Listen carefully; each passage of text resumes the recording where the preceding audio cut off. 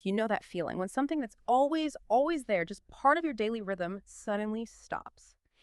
And the silence that rushes in is actually louder, more jarring than the noise ever was. Maybe it's a job ending, or maybe just a background worry that poof disappears. Well, today we're diving deep into something similar, but really profound, that's happening for a lot of people using medications like semaglutide. These GLP-1 agonists, they basically quiet down that constant chatter of cravings in the brain. And we want to explore, okay, what happens next? When that physical hunger signal goes quiet, what does that silence actually reveal about, well, about us, about our deeper emotional stuff? So for you listening in, think of this as a shortcut maybe to understanding a really complex, often kind of hidden part of the weight loss journey.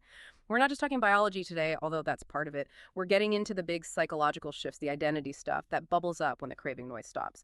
And guiding us through this is the work and perspective of Dan Hollis, an expert who really zeroes in on this territory. Okay, let's unpack this. Yeah, and what's immediately striking, I think, and really fascinating for listeners, is how Dan Hollis frames all of this. He really pushes back on the idea that weight loss is just about numbers on a scale. He calls it a journey through uh, the hallway between biology and identity. It's such a great image. His perspective really illuminates these complex shifts that happen when a powerful tool like semaglutide comes into play. It creates this space. Exactly. And to make this real, let's talk about someone Dan worked with. Let's call her Kate. She's 46, mother of three, couple of dogs. You know the picture, probably busy, right?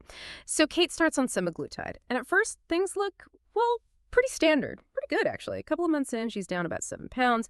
Side effects are minimal. Her blood sugar's improving. All the boxes are getting ticked. That feeling of hopeful progress many people recognize.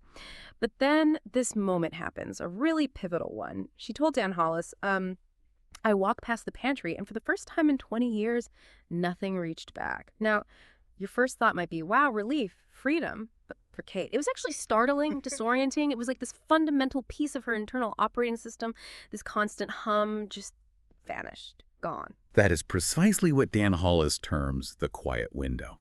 It's that exact moment, he says, where the food stops answering your questions and the real ones start talking.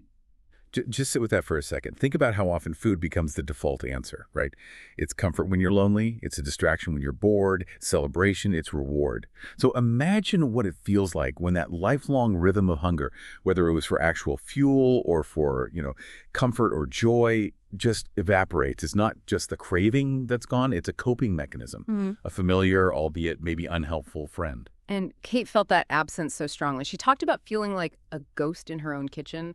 The house felt too quiet, her brain, like a library after hours. Okay. And this is what really gets me, she said. It's not that I'm sad. It's just that everything feels like truth now. Wow. That's heavy. Everything feels like truth now. So when you hear that from your expertise in looking at Dan's work, what kind of truths typically surface in that quiet window? Well, often the truth or the feelings or the underlying needs that the food was sort of papering over. It could be deep anxiety that was always managed with snacking, or profound loneliness masked by, late night eating, boredom, unresolved grief, maybe that nagging feeling of not being good enough that was temporarily quieted by feeling full. When that familiar numbing agent, the food response, is gone, these things don't have anywhere to hide. They just surface. It really is like turning off loud background music and suddenly hearing your own thoughts with, startling clarity. You have to pay attention then. And this brings us to something really important, something often not discussed: the grief. Dan Hollis talks very directly about the grief of losing the thing that numbed you. Even that thing, that pattern with food, was ultimately destructive.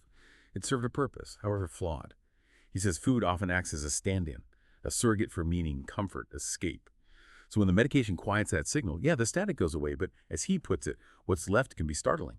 It's a genuine loss, even if it's a loss of something harmful. And what's so interesting is Kate pinpointed it wasn't the food she missed. She missed, and this is her words, the signal, the rhythm, the self-story that said, at least I know how to feel full. It was the predictability, wasn't it? The known pattern. Losing that narrative, not just the urge to eat a cookie, it's deeper. That idea of grieving the signal and the self-story, that's really powerful. It really is. It's like losing a familiar landmark, even if it was, a broken down building. Its absence changes the landscape. You knew how to navigate around it. You knew what it meant, even if it wasn't functional. Yeah, like clearing out a super cluttered room. You know it's better objectively, but the emptiness feels weird, maybe even unsafe at first. You relied on the clutter somehow. So that feeling of, okay, what now? How does Dan suggest people like Kate navigate that specific grief? Because it's often not even seen as grief, right? That's a critical point. The first step, according to Dan, is just acknowledging it as grief, giving it a name, allowing yourself to feel that loss, that disorientation, without judgment. Understanding is a totally normal response to a massive internal shift. We tend to think, I'm losing weight, labs are better, I should be happy. But our emotional wiring doesn't always get that memo immediately. And if we connect this back to the bigger picture, that Dan quote really nails it. When the cravings stop, the truth begins. He calls this the post-craving reality. It's not just poetry, because without that buffer, those old emotional habits, anxiety, loneliness, whatever, they're right there, in your face. There's nowhere else for them to go. So recognizing and actually processing that grief for the lost coping mechanism is step one. Okay, so semaglutide isn't the magic fix. Dan Hollis is very clear about that. So what is it then in his framework? He puts it beautifully, I think. He says, semaglutide doesn't fix you. It gives you space to fix yourself. That's not really a plug for the drug. It feels more like maybe a warning or a call to action. Like, here's this quiet space, this opportunity. What are you going to do with it? It puts the responsibility back on the person. Exactly. And he has this fantastic analogy. He compares semaglutide to good lumber. It's not the finished house. It's not even the foundation necessarily, but it's quality material. It's the kind of material that makes building possible if you're ready to do the work. And that really shifts the focus, doesn't it? It's not just about the medication itself. It's about recognizing this window of opportunity and deciding if you're going to step up and build something new in that space. The drug offers the pause, the quiet, the construction. That's still on you. And this is exactly where Dan Hollis says his real work begins. He says it's not when the weight drops, not when the labs improve. That's important, but it's not the core. It's when the human sitting across from him begins to hear the echoes of all the years they used food to muffle the deeper questions. And he asks these huge foundational questions, the kind maybe we avoid asking ourselves. What am I hungry for when I'm not hungry? Who am I without the chase? What's left when the noise goes? Oh, wow. Just asking those questions takes courage, doesn't it? Absolutely. And to actually start answering them, Dan talks about needing scaffolding. And he's clear, this isn't just, feel-good motivational posts and wiki pep talks. Those are fine, but they're often not enough. He means actual neurobiological replacement structures. Think of it like building new roads in your brain, establishing concrete things like new rituals, finding a different daily rhythm, setting up supportive routines. These are the tangible practices that help someone build a new way of being, a new way of coping when the old food-centered structure is gone. And a massive part of that scaffolding, community and support. He's really emphatic about this. He says pretty bluntly, most people don't fail because the medication doesn't work. They fail because they were alone. And he drives it home. Support isn't optional. It's neurobiological scaffolding. It's fundamental. Trying to rewire your brain, change deeply ingrained habits, and navigate a major identity shift all by yourself. That's an incredibly tall order, maybe almost impossible for most. Okay, building on that scaffolding idea, this next point from Dan is maybe the most challenging but also compelling. The identity shift. He has this line, your body changes faster than your identity. Oof. That really hits home, doesn't it? It shines a light on that internal struggle. What do you do when the old you, the one who related to food in that specific way, starts to fade, but you haven't quite figured out how to be this new person yet? It's more than just an empty space. It can feel like a real crisis of self. How do you start filling that? Well, it ties right into another key insight from Dan. Weight loss is biology. Staying there is narrative. Yeah. He sees people regaining weight, not just because of biological urges returning, but because they never actually did the work to rewrite their story. They lost the pounds, but they didn't craft a new internal narrative about who they are now without that old relationship with food, without those old coping strategies. So inevitably, the old story, the familiar patterns, they tend to creep back in because that new internal structure, that new identity wasn't fully built and solidified. It requires consciously creating and then living into a new self-concept. And we see that happening slowly but surely with Kate. Her progress wasn't fireworks. It was quiet. No big epiphany, she said. It was more like just a Wednesday where she didn't snack through her sadness. That's huge, though. A Thursday where she drank tea instead of opening a second bottle? Another win. And a Sunday where she took a walk, not because it burned calories, but because it felt like a conversation with her future self. That last bit. Chills. Shifting from burning calories to talking to my future self. That is rewriting the narrative, isn't it? Small choice by small choice.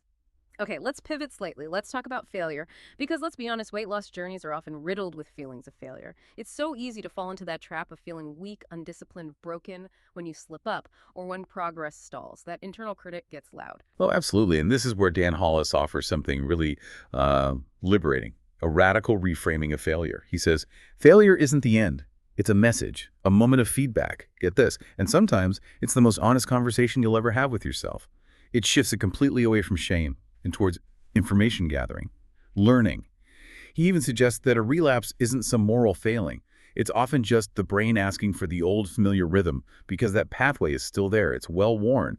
And trying to just white knuckle it, ignore that deep request. That, he says, leads to fracture, to feeling broken. That's such a different way to look at it, isn't it? Takes the blame off, somewhat.